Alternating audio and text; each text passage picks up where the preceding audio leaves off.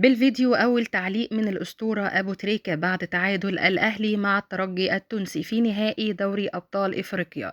شاهد ماذا قال. ولكن قبل البداية صلي على سيدنا محمد ولا تنسى الإعجاب بهذا الفيديو.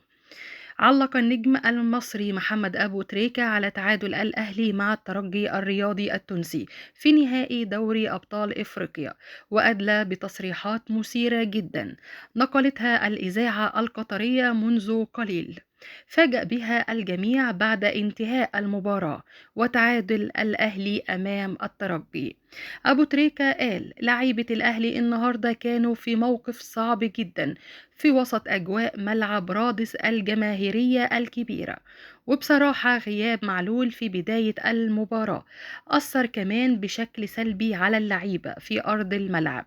كل دي عوامل أثرت جدا على الأهلي ولاعيبة الأهلي، لكن إحقاقا للحق إحنا ما شفناش أي خطورة من فرقة الترجي على مرمى شوبير غير الفرصة اللي كانت في أول 10 دقايق من بداية المباراة.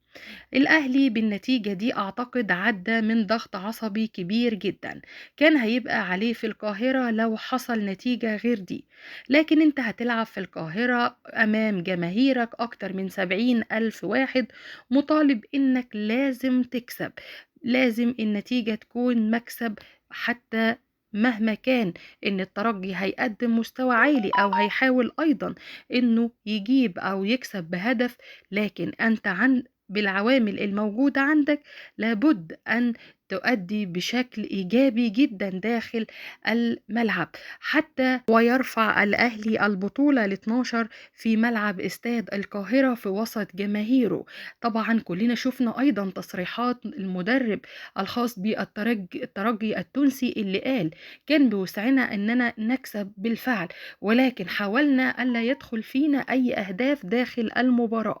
أدى الأهلي بشكل عادي، ولكن كان هناك تكتيك كبير، وكمان إصابة علي معلول كانت في صالحنا للغاية. حاولنا السيطرة ألا يدخل بينا أي هدف من الأهلي. نعلم جيدا أن أداء النادي الأهلي قوي، وأن فرقة النادي الأهلي تستحق ألا توجد في أفريقيا، بالعكس تستحق أن تتواجد في أوروبا، فهي فرقة متعودة على المكسب دائما، وكلنا بنشوف أدائهم في كل المباريات سواء الدوري أو المباريات الإفريقية. فالأهلي فريق عنيد ولا يستسلم بسهولة.